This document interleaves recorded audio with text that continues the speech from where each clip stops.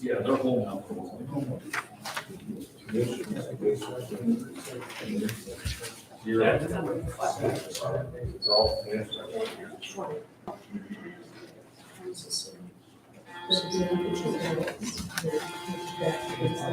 Yeah, apparently so. Voters don't like.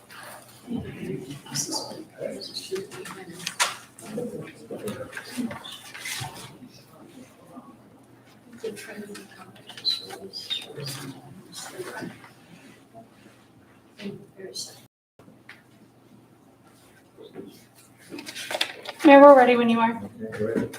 Good evening. Welcome to the September 12th, 2022 Board of Aldermen meeting. I now call this meeting to order. I would ask everyone to rise and join in the Pledge of Allegiance. I would also ask them to remember that yesterday was 9/11, a tragic day in our country's history, and think about those people who lost their lives that day. I pledge allegiance to the flag of the United States of America and to the republic for which it stands, one nation, under God, indivisible, with liberty and justice for all. Thank you. I'd also like to congratulate the two aldermen sitting to my right, immediate right, who actually did march 21 miles down to the Arctic. Congratulations. That's impressive. Very impressive. And Katie did too, that's right. How much of that did you drive? I would ask the city clerk to call roll for attendance. Alderman Allen? Here. Alderman Even? Here. Alderman Holman? Here. Alderman Hughes? Here. Alderman Mortland? Here. And Alderman Weezahan? Here. Alderman Francisco and Alderman Parrot as absent. Mayor Ream is presiding and we do have a quorum. Thank you. Take a motion and second to approve the minutes from the August 22nd meeting. So moved. Any discussion or amendment? All in favor? Aye. Thank you. A couple of citizens want to speak, but I think we'll wait till a little further into the meeting because it might be more appropriate at that time. Before we get to the public hearings, I also did want to recognize Don Sanders. He donated a fair amount of equipment for, I think it's called RAD training for our police department. And this training is also, I believe, if I'm not mistaken, Chief, able to be accessed and used by the public also. Is that correct? The equipment, no, sir, it's not. But the training? Yes, the training, yes, yeah. Okay, thank you. So it was a very generous donation. I wanted to be sure to recognize Mr. Sanders. All right, thank you. Moving on to public hearings. A public hearing to review a request from Louis Chong, owner, for approval of a conditional use permit for an accessory structure, a roof-mounted solar energy system facing a street to be located at 722 Savannah Crossing Way in the commercial plan mixed-use zoning district. I now declare the public hearing open. I would ask the city clerk to enter exhibits. Exhibit number 1 is affidavit of publication of notice of hearing, published in the St. Louis County on August 30th, 2022. Exhibit number 2 is typewritten notice of hearing, posted at the Municipal Center, on the city's website, on the subject property, and mailed to property owners within 300 feet of the subject property, with a list of those owners attached. And exhibit number 3 is bill number 2250. Thank you. Mr. Chong, the owner, will be present to answer questions. I would ask the board, are there any questions of the applicant or discussion? Hearing none, I would also ask if there are any members of the public that wish to comment. I now declare the public hearing closed. Next is a public hearing to review a request from Penny Wally, I hope I pronounced that right, owner for approval of a conditional use permit for an accessory structure, a swimming pool, to be located at 23 Summerhill Lane in the suburban estate zoning district. I now declare the public hearing open and would ask the city clerk to enter exhibits. Exhibit number 1 is affidavit of publication of notice of hearing, published in the St. Louis Countian on August 30th, 2022. Exhibit number 2 is typewritten notice of hearing, posted at the Municipal Center, on the city's website, on the subject property, and mailed to property owners within 300 feet of that property, with a list of those owners attached. And exhibit number 3 is bill number 2251. I believe the owner will be present to answer questions. Among the board, are there any questions of the applicant or discussion? Are there any members of the public that wish to comment? Thank you. I now declare the public hearing closed. Next is a public hearing to allow citizens to be heard on the annual property tax rates proposed to be set by the city of Town and Country at political subdivision. I now declare the public hearing open. Would ask the city clerk to enter exhibits. Exhibit number 1 is affidavit of publication of notice of hearing, published in the St. Louis Countian on August 17th, 2022. Exhibit number 2 is typewritten notice of hearing, posted at the Municipal Center, the Firehouse, and the Longview Farmhouse on the city's website, and sent twice via Notify Me. And exhibit number 3 is bill number 2252. And at this time, Mayor, if you would be okay, I will enter comments from the following people into the record, each of which was distributed to the board in advance of tonight's meeting. Is that okay? That's fine. Alderman Michelle Francisco, Thomas Hanna, Dennis and Sarah Pullman, Richard Jensen, Marilyn and Dick Felter, Steve and Sharon Rothmel, Kim and Herman Tuck, Kathy Murphy, Jack Murphy, Kuhn San, Vince Mazamuto, Bill Noonan, George Anderson, Bernard Zeich, Tom Migneron, Chaudhry Khan, Kirk Bryden, Jane Watson, Michael and Karen Gadara, Howard Canada, Michael Fox, Kathy Noonan, Julie and John Cochran, Janine Fabic, and John Wojlinski. Thank you. Thanks. Also, Finance Director Joanne Gigali will be present to answer questions. Before I ask the board members, if they have any discussion or questions, I did want to make a couple comments. I did receive multiple emails on this topic. Just want to make a couple comments. One, was surprised at the number of emails that said they do not want an increase in the property tax that they have from the city of Town and Country. And the truth is, since 1996, no one in the city has had a property tax from the city of Town and Country. Obviously, you get property taxes, but that's from the county. There is no property tax from the city of Town and Country, so asking to not have it raised, well, it's starting at zero. Secondly, I did get a fair number of emails saying that we have to do belt tightening and cut expenses. I will tell you that for anyone who feels that way, if you would make an appointment with me and we could sort of sit down with the finance director and go over the budget, I'm absolutely serious. This is one extraordinarily lean organization. There is no fat here. So there's this think we could just sort of cut our way to fiscal responsibility is not realistic. And this city has had a fair number of audits, some citizen initiated, some initiated by the city. And the overwhelming conclusion, there were several conclusions, most of which is that, hey, this city is an extraordinarily well-run city and there's no chicanery and those things. So a couple of the audits have mentioned your city seems to be understaffed, if anything. You probably, maybe the little glitches you have might not have happened if you had a little more people here to supervise things and look things over. I've also had emails that said you know, with a store like REI going in, with tax sales of that going up, why do we need a property tax? And I would say that REI would have to be extraordinarily successful to cure all of our financial woes, frankly. The other point I would make is there are a lot of municipalities in St. Louis County, I don't know, 130, something like that. There's only one that isn't in a fire district with a fire district tax or its own city fire tax or its own property tax, one of those three taxes. There's only one of those 100+ municipalities that doesn't have one of those taxes. This is that municipality. So that's just an absolute fact. But, so I don't think there's any real discussion about whether we need a property or tax or not. That's logical.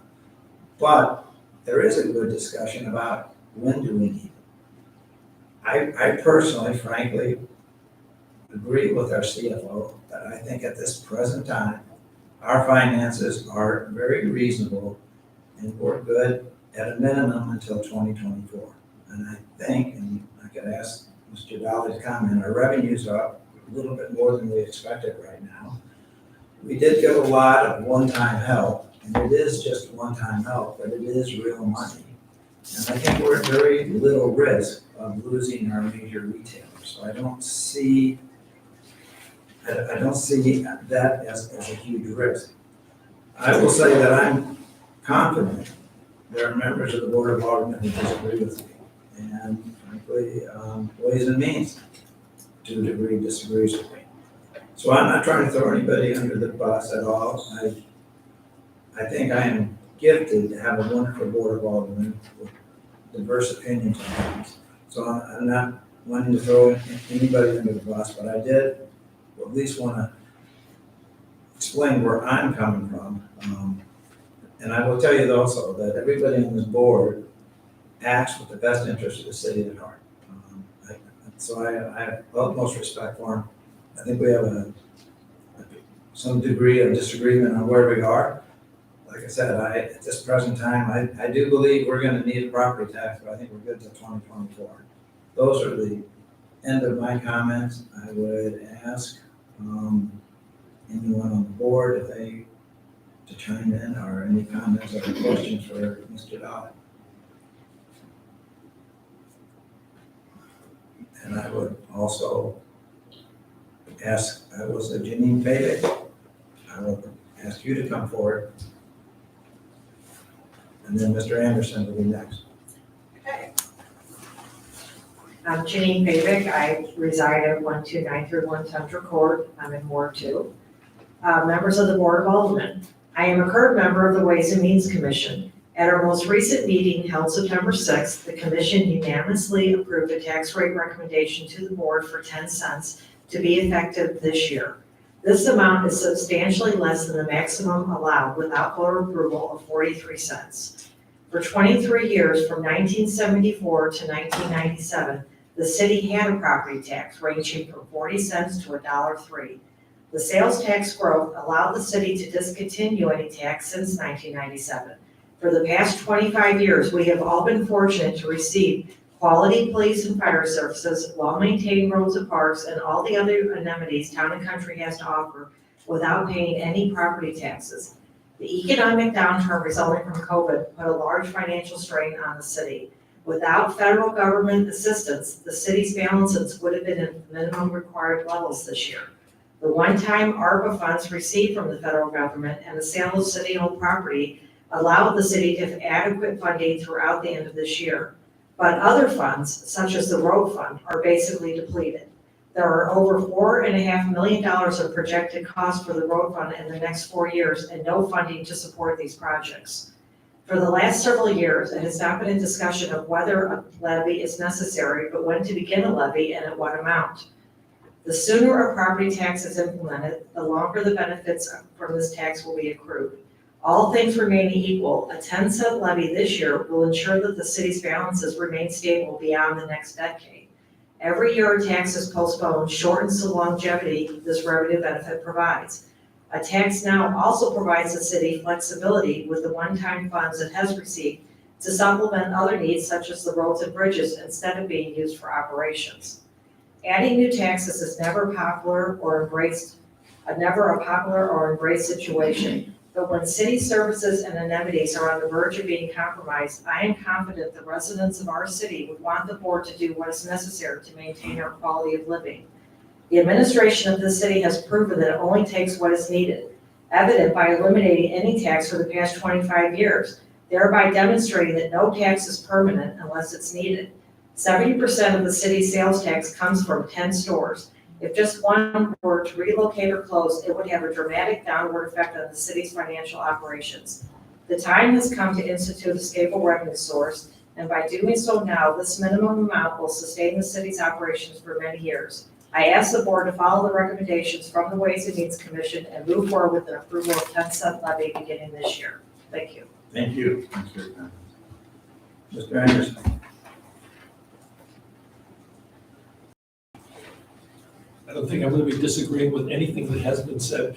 I'm George Anderson. I live at 2506 Boat Road.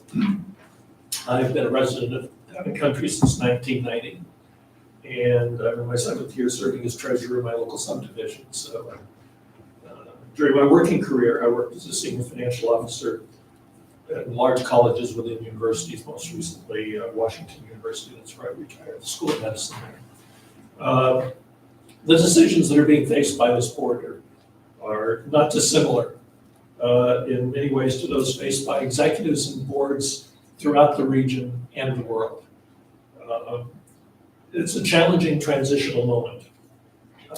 And it's at times like this that it's important to make decisions that are measured, data-driven, and wise. And it's not just, it's important for all of us who are residents of Town & Country and who are stakeholders. The charts that were made available to those who signed up for the emails made it clear that there is real sensitivity to changes in revenues and expenditures. A relatively small change in revenues, if not matched, or expenditures and unmatched, can have significant effects if unaddressed over time. So addressing it timely is important.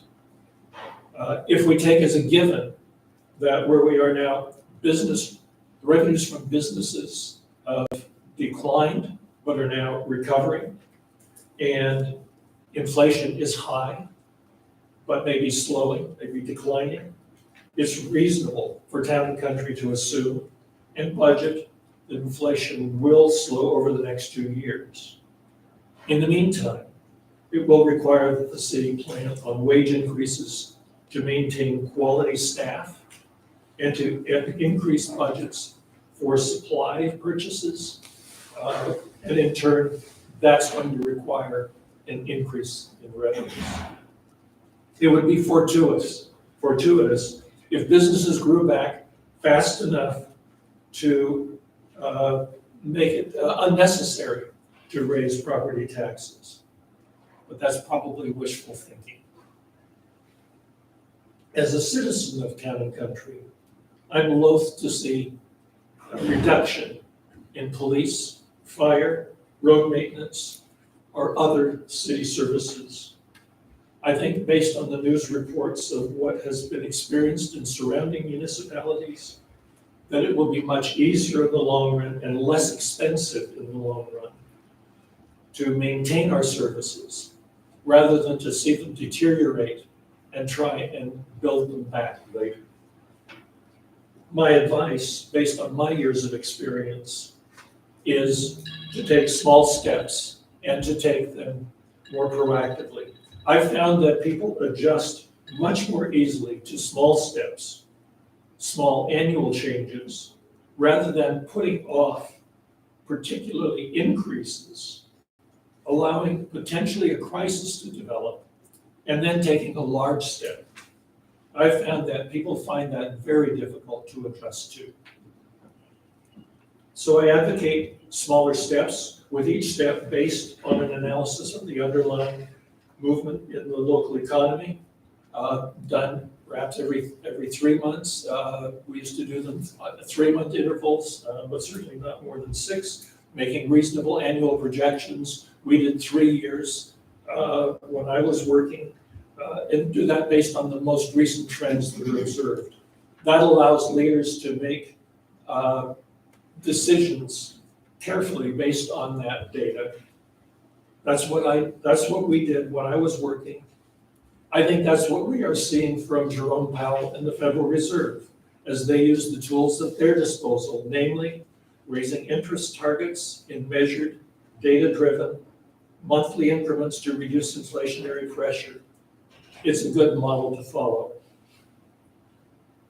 Thank you very much for the opportunity to address the council. You have a difficult job in balancing the various needs and pressures during what has become an unusually challenging time. And I thank you for your service. Mr. Anderson, thank you. And I do want to comment that the 30-plus emails I received on the topic, yours was by far the most articulate. So I appreciate that. Are there any further questions?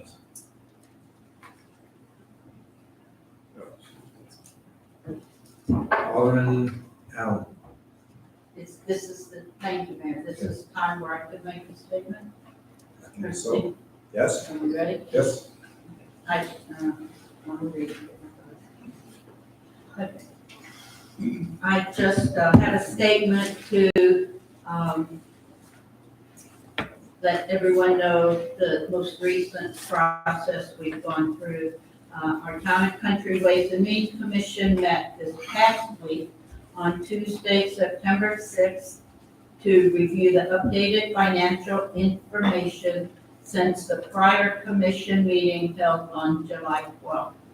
After significant discussion, the commission voted unanimously to recommend the Board of Aldermen levy a property tax of 10 cents per $100 assessed home value. For the median home value of $700,000 in our city, the cost to the homeowner would be $133 a year, or $11.08 a month. As Chair of Ways and Means, at our second reading of Bill number 2252 on 26, I will follow that recommendation, and I will seek to make the motion following the Ways and Means recommendation. 2 years ago, I made a similar motion to the then board with no second and no motion. Therefore, we had no discussion. Whatever the outcome of September 26th vote, I believe this process this year has been productive, with much further discussions regarding our financial challenges, both immediate and long-term. And our financial challenges are growing. Our police department and contract with West County Fire and EMS are funded from sales tax. Who can speak against the importance of public safety? Revenues from a property tax will provide a more stable and reliable base revenue for planning of city resources and continuing the high-quality public safety in town and country. Our city is doing well, but we should do what is always necessary to assure that remains the case moving forward. And I do very much appreciate all the discussions, people showing up, the emails, and I know a lot of work has gone into this discussion and continues, and I think. Thank you. Appreciate it. Alderman Louisiana. Thank you, Mayor. Got a statement and it leads into a question, I guess, for Mr. Shelton.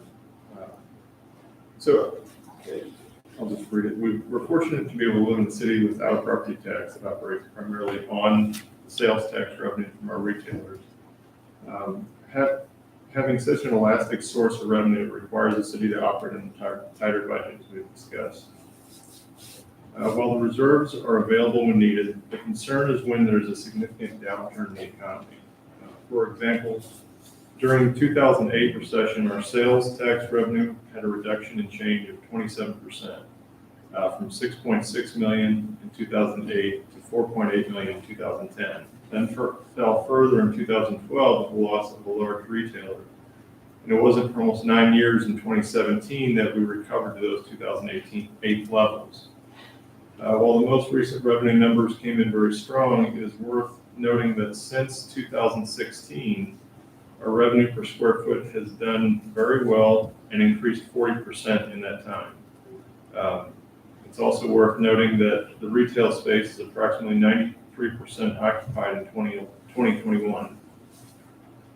This 2-year gap between the time we're able to make the decision is difficult, and my biggest concern is, given the reliance that we have on property tax and how at the capacity that we're at, it feels that we're at max capacity and that max capacity covers the expenditures. The projections that we had, the max reduction showed a 5% reduction at any given year. I'm not asking to predict the economy, but given what we've seen in the past, how would you see the city, what changes would you see if we had a similar 15 to 30% reduction in sales tax? So I don't have the crystal ball, but to try to address the question as we discussed earlier today, I believe that dip in retail was the closure of the Walmart and it relocated, and that made a significant impact on the city's sales tax revenue. I believe that the numbers that Ms. Jolly ran, trying to give a worst case scenario, if one of our top retailers closed, and we didn't pick, one particular one, did show that we still can maintain, a healthy 2-year revenue source with one closure. If you had 2 closed, that would not be good. On the good hand, as we've discussed, some of the major retailers have made investment with the Home Depot and the Target both owning their lot. That's good news. And all of our other retailers, as the mayor said, our big retailers appear to be doing very well. So I don't know if that answers the question, but based on the scenario that Ms. Jolly ran with a closure, it looks like we're good for 2 years, assuming no other major. No, and I was curious in the event that it was a further reduction than a 5% or losing one of the large retailers. I mean, what would operations look like? Well, you would have to. Or what happened with the operations in 2008 to 10? Well, they did reduce staff. I mean, and we made cuts. We pushed out some capital projects. We cut back during COVID. So I think if you had a major decline in revenue, as your residents have said, they're supportive, and you would need to go to the residents and say, we may need a property tax, we may need a use tax to get us back because we had a store closure. Okay. I got one other question real quick. Just with regard to the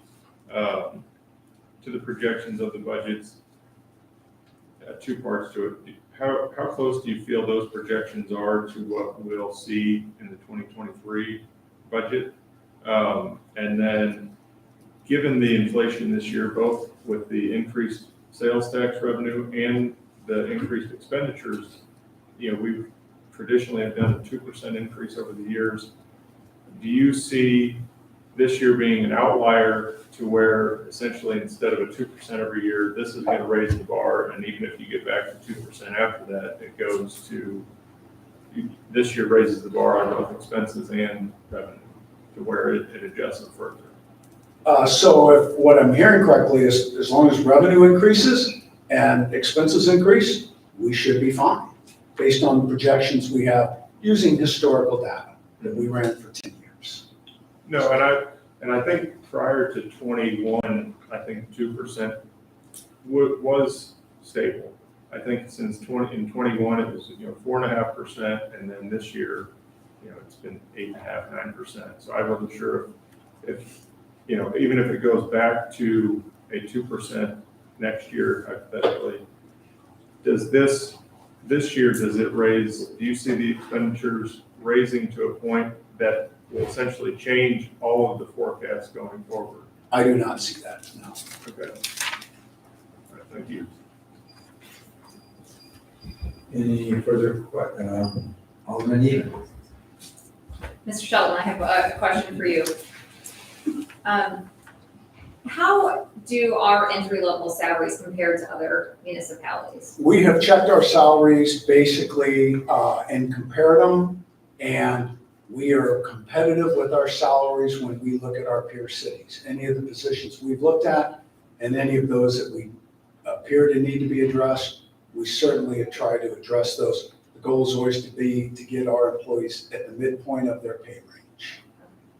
And then in the past 2 years, we've done what, 1 to 2%, 3% last year. 3%, okay, for raises. Do you see that continuing or changing in the future? I would definitely hope that that would continue, especially with growing expense. In addition, the police are on step increases in addition to the COLA increase. So that has helped us maintain very competitive wages.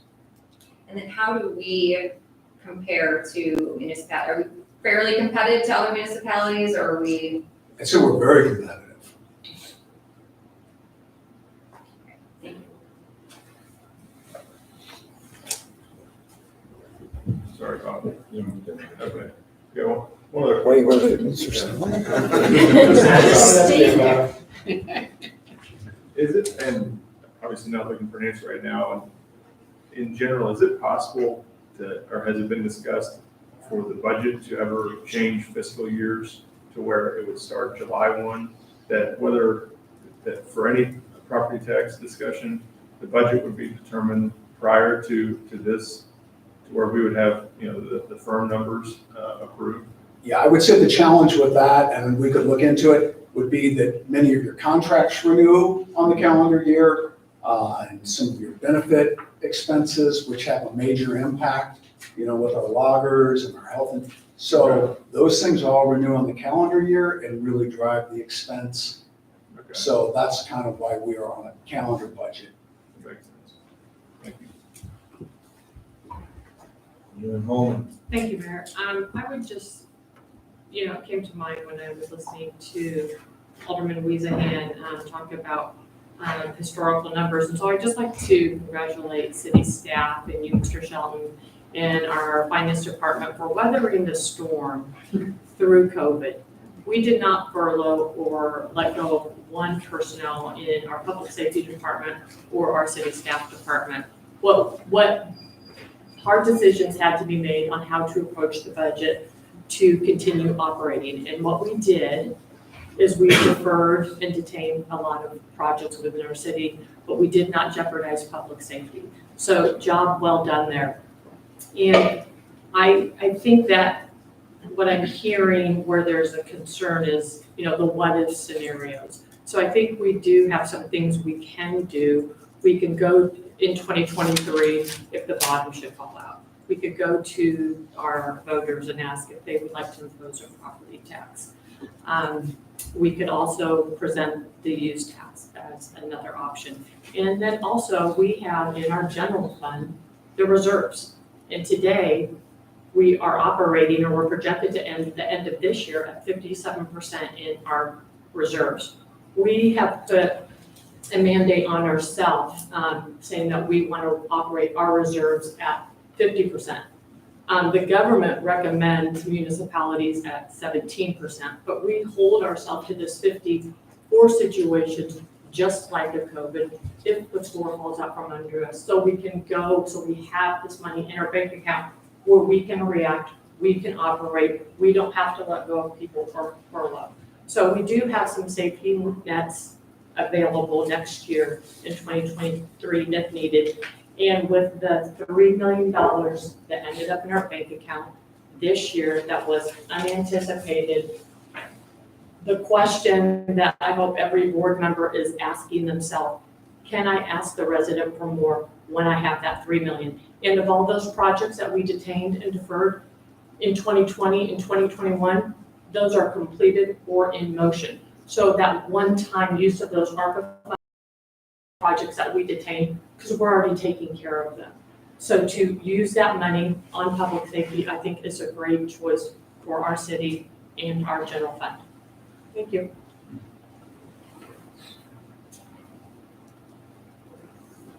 No further questions. I now declare the public hearing closed. Thank you. Good discussion.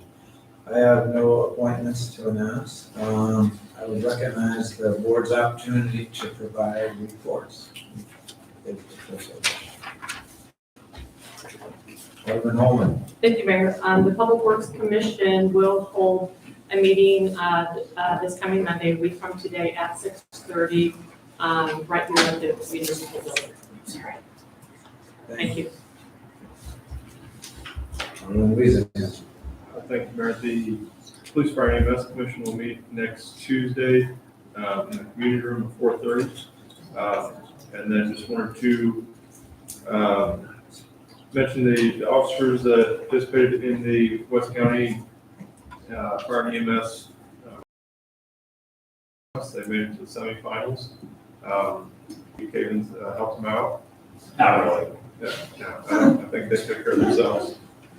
And then I also just want to thank all the officers and firefighters that came out to march the arch and represent the city well and Cape Ward there. It was a good turnout. Thank you. Thanks for saying that. Alderman Allen. Thank you, Mayor. The task force for recognition of veterans and first responders will have a meeting next Monday, September 19th at noon. We will be looking to get toward some final decisions and fundraising. Always fun. Thank you. Thank you. I understand, Mr. Oden, you do not have a report. No report. Unless you want to get up. Next, the 21 financial audit report from Clifton Lawson Allen, and I believe Andrew Zabel is present. He come to the podium for the presentation. Thank you. Thank you, Aldermen and Alderwomen. My name is Andrew Zabel. I'm a partner with Clifton Larson Allen. This is our first year auditing Town and Country. CLA is a large CPA firm. This type of auditors, we primarily work with regulated entities, including local governments. Locally here, we work with a lot of political subdivisions in St. Louis as well throughout the state of Missouri. This is a summarized or quick presentation. I gave a more detailed presentation to the Ways and Means Committee. The results of our audit was an unmodified opinion, so that's the cleanest possible opinion you can get. We did have some suggested audit corrections and observations for improvements, internal controls. But overall, we had really good cooperation with Joanne and her team. So overall, the audit was smooth. I really just want to say thank you guys for the opportunity to work with the city. So I open up for any questions that you guys might have. I think the presentation that you made previously was excellent. I would say that your audit indicated that maybe there's some minor glitches, but if I could say that in general, the city, from a financial standpoint, overall, it's a well-run city. Yeah, absolutely. Thank you. Good. There is no unfinished business. New business, bill number 22-50. Seek a sponsor for the bill, passed, Alderman Borton. Yes. Thank you. And without objection, the city clerk read the bill for the first time. Bill number 2250 is an ordinance approving a conditional use and authorizing a conditional use permit for an accessory structure, a roof-mounted solar energy system facing a street located at 722 Savannah Crossing Way in the city of Town and Country. Thank you. Bill number 22-50 is continued to the meeting on Monday, September 26, 2022 for the second reading and consideration. Next, bill number 22-51. Also like to thank Alderman Morton, the sponsor. Thank you. Without objection, will the city clerk read the bill for the first time? Bill number 2251 is an ordinance approving a conditional use and authorizing a conditional use permit for an accessory structure, a pool located at 23 Summerhill Lane in the city of Town and Country. Bill number 22-51 is continued to the meeting on Monday, September 26, 2022 for the second reading and consideration. Bill number 22-52, perhaps board as a whole. sponsor. For this one, with 2 people missing, we probably shouldn't do board as a whole because we won't know who's coming next time. It's completely up to you. We can adapt as needed. Go for board as a whole. Okay. Without objection, will the city clerk read the bill for the first time? Bill number 2252 is an ordinance establishing the annual rate of tax levy for the year 2022 on property located within the boundaries of the city of Town and Country, St. Louis County, Missouri, providing for the extension of said taxes on the books of the county collector by the county clerk, and providing for the collection as provided by law. Bill number 22-52 is continued to the meeting on Monday, September 26, 2022, for the second reading and consideration. Next is approval of a purchase order. If purchase is to the Kansas Highway Patrol for a 2019 Dodge Durango police vehicle in the amount of $28,500. I seek a motion So, and a second. Second. Any discussion or amendment? I would actually like to ask the chief a quick question. And just for the record, before you ask that question, the motion is to approve. Correct. What would a brand new one with all the bells and whistles on it cost? instead of- 46. Okay, so I want to know, so I thought, thank you. Any other discussion or amendment? Oh, sorry. Alderman Even. Chief, could you tell us a little bit about this process? It seems like we've approved some in the past and then they've gotten delayed. What's going on? So, as all of you are aware, we use the KHP program, the Kansas Highway Patrol program, for cost savings for the city for administrative and investigative bureau vehicles. So that's what this one's getting purchased for. The reason why this one is critical is if you recall, back in March, I approached all of you for a purchase order for two Dodge Durangos, 2 brand new ones. Surplus got canceled by Dodge. We then reapproached the board for 2 new Ford Explorers to replace what we thought we were going to purchase, the 2 Dodge Durangos. We did that in August, and we just learned back September 2nd-ish that Ford canceled 100 police fleet vehicle orders, which included ours. So in short, this is the only vehicle purchase we're going to be making this year. It is critical because the vehicle is replacing. We suspended something similar to what Alderman Holman said. We suspended this one back in 2021 because of financial effects on the city because of COVID. So the car that this is replacing is going to be upwards of about 120,000 miles. That's it.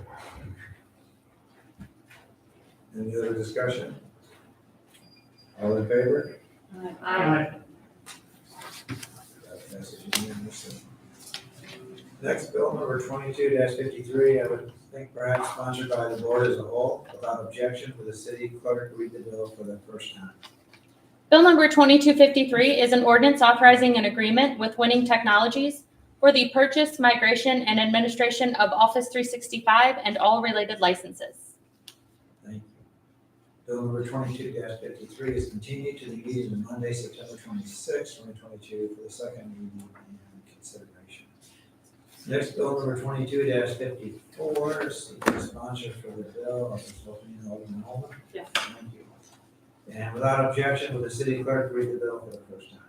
Bill number 2254 is an ordinance amending Chapter 415, Flood, Stormwater, and Erosion Control Regulations of the Municipal Code of the City of Town and Country, specifically by the amendment of Article 3 regarding the Stormwater Control Program.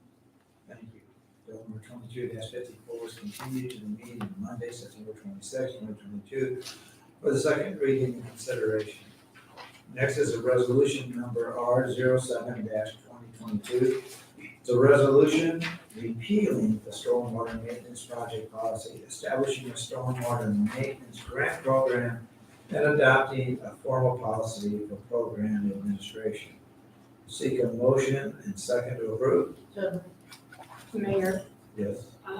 do you want to second and then ask for the continuance? Yes. Okay, I'm second. Okay. Any discussion or amendment? Yes, I would like Please. to request a continuation on this resolution just for the sole purpose that this will is married to the previous bill, Bill 2254. So they should go together for review and voting. We need a motion to approve that. Oh, we have a motion on the floor, so we need a second on that. Any discussion on that? All in favor? Aye. Okay. Next, the warrant list, the amount of $236,798.44. I seek a motion and second. So moved. Thank you. Any discussion or amendment? All in favor? Other business, I do not have any. I would open it up to the aldermen who have, wants to make up something that's not on the agenda.